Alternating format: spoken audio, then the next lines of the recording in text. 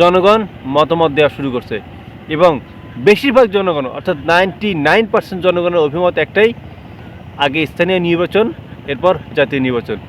স্থানীয় নির্বাচনে জাতীয় নির্বাচন হতে পারে না। মানুষেরা গত 15-16 বছর ধরে ভোট দিতে পারে না, ভোটের অধিকার নষ্ট হয়ে গেছে। জাতীয় নির্বাচনের মতো এখনও এই নির্বাচনটা সুষ্ঠু হবে কিনা জনগণ এখনও বুঝতে পারতেছে না। এখন ওই নির্বাচনটাকে দেখার জন্য আমাদের তো একটা ট্রায়াল নির্বাচন ব্যবস্থা রাখতে হবে নাকি? এই জন্য স্থানীয় নির্বাচনের ব্যবস্থা করা দরকার। বেশিরভাগ জনগণের এই একটাই কথা। এখন এই জন্য সরকার প্রথমে হাত দিয়েছে কীভাবে স্থানীয় নির্বাচন আগে অনুষ্ঠিত করা যায়, কিন্তু আমাদের ভারতের নতুন দালাল নব্য ফেসিবাদ বিএনপির কথা একটাই, না আগে জাতীয় নির্বাচন। আর আমরা তো জানি যে জাতীয় নির্বাচন তারা কেন চায়, তাদের তো ক্ষমতার লোভ। তারা এখন ক্ষমতার জন্য যা ইচ্ছে তাই করতে পারে। আপনারা দেখবেন আওয়ামী লীগের কথা, বিএনপির কথা, ভারতের কথা সব এখন মিলে যাচ্ছে, সব এখন দিনের আলোর মতো পরিষ্কার। যে আওয়ামী লীগও বলছে যখন আমরা নির্বাচন চাই, এই সরকারের হাতে নির্বাচন সুষ্ঠু হবে না। এখন বিএনপি বলতেছে যে এই সরকারের আমলে তো নির্বাচন সুষ্ঠু হওয়ার সম্ভাবনা নেই, কারণ বেশিরভাগ জায়গায় জামাত, এবং জামাতের কথাই এই সরকার শোনে। এরপর সংস্কার নিয়ে তাদের অনেক মন্তব্য, যে সংস্কার বলে কতই আরও এইভাবে পিছাবেন, দ্রুত নির্বাচন দিন। সো এটা নিয়ে এত একটা ঝামেলা তৈরি হয়ে গেছে। কিন্তু শিক্ষার্থী এবং অন্যান্য রাজনৈতিক দলরা কিন্তু একমত যে আগে স্থানীয় নির্বাচন এরপর জাতীয় নির্বাচন। কারণ অন্যান্য রাজনৈতিক দলের মধ্যে কিছু কিছু একটা আদর্শ আছে, কিন্তু বিএনপি রাজনৈতিক দলের মধ্যে কোনো আদর্শ নেই ভাই, এদের কোনো নেই। ন্যূনতম যে একটা ম্যানার একটা রাজনৈতিক দলের, সেটা তারা একদম নষ্ট করে দিয়েছে। এই যে আপনাদের বলছি, আপনারা যারা বিএনপি কর্মী ভাই, গত 16 বছর তো অনেক মারটার খেয়েছেন, এলাকায় থাকতে পারেননি, কিন্তু এখন 5 আগস্টের পর কি আপনাকে কেউ বল না যে আপনার চাঁদাবাজি করেন, চাঁদাবাজির দল, টেম্পো স্ট্যান্ডের দল, আপনাদের লজ্জা লাগে না? আপনারা এই দল করেন, আপনার চোখের সামনে দেখেন না যে আপনাদের দলে আপনাদের ত্যাগী নেতাকর্মীদের আর কোনো স্থান নেই? এখন যারা চাঁদাবাজ, এখন যারা দালাল, তাদেরকে এখন সভাপতি, সম্পাদক সব কিছু বানিয়ে দেওয়া হচ্ছে। আপনাদের কোনো ভ্যালু নাই তো ভাই, থাকবে না। কিছুদিন পর লজ্জায় কাউকে মুখ যেতে পারবে না। আওয়ামী লীগ এখন কেউ মুখ যেতে পারবে না। আপনাদের অবস্থা একদিন তাই হবে। শোনেন, এসব আওয়ামী লীগ যেভাবে চলে গেছে জনগণের বিরুদ্ধে অবস্থান নিয়ে, বিএনপিকে চলে যেতে হবে।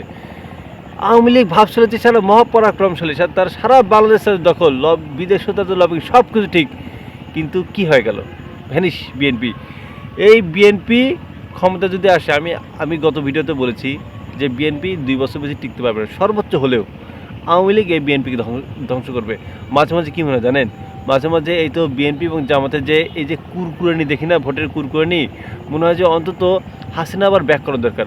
হাসিনা ভাই ব্যাক করে, মানে কিসের জন্য খারাপ লাগে ভাই, বলতে খারাপ লাগে, বাট তবুও বলতেছি, হাসিনা ব্যাক করে এসে জামাত এবং হচ্ছে যে বিএনপি নেতাকর্মীদের মানে পুটকির ভেতর দিয়ে যদি ঢুকে দিত ইচ্ছা মতো আরেকবার, হয়তো খুব শান্তি পেতাম।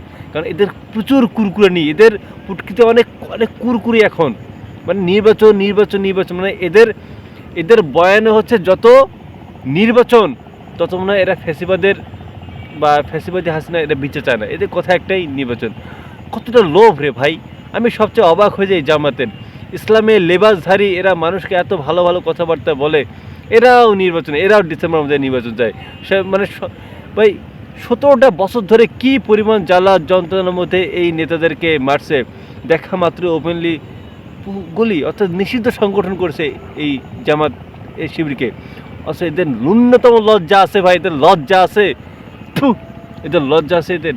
এরা হচ্ছে আমাদের কি শুরু করছে, যারা ইসলামী একটা লেবাস নিয়ে মানুষ রাজনৈতিক উদ্দেশ্যের জন্য ধর্মকে ব্যবহার করতেছে, এরপর এক ধর্ম হয়ে আর এক ধর্মকে টেনে আনতেছে। কোনো আবার রাজনৈতিক দল সংখ্যালঘুদের ব্যবহার করতেছে। কি একটা পলিটিক্সের মধ্যে আমাদের এই দেশ চলতেছে, চিন্তা করা যায়? এইভাবে ধর্মকে ব্যবহার করে কিন্তু অনেক রাজনৈতিক দল ধ্বংস হয়ে গেছে। এখন আস্তে আস্তে কিন্তু এরাও হয়ে যাবে। বিএনপি জামাতে এদের যে এখন বর্তমানে যে অবস্থা, জামাতের তুলনামূলক ভালো আছে, বাট বিএনপির যে এখন অবস্থা খুবই খুবই খারাপ।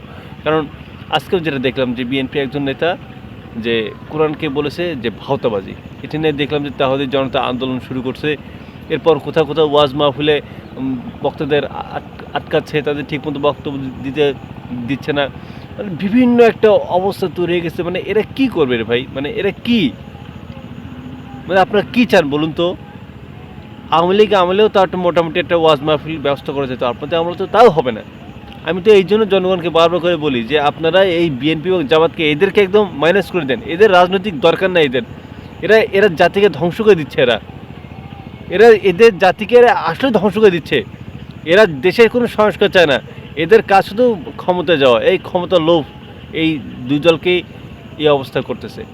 দেশপ্রেম যদি থাকতো তাহলে 16টা বছর পর এই ছাত্র জনতাকে নামতে হতো না। এখন খুবই খুবই কথা মান আপনার শব্দ ছাত্রের আপনার 16টা বছর বাল ফেলাইছেন, 16টা বছর একটা 12টাকে আপনার ক্ষমতা পারেননি, 16টা বছর মাঠে নামতে পারেনি, ছাত্র জনতার জন্যই নামতে পারছেন। এখন খুব একজন খুব প্রগতিশীল হয়ে আসছেন, একজন খুবই মার্কামার নেতা হয়ে আসছে, কথায় কথায় এটা করবো ওটা করবো নির্যাতন করবো।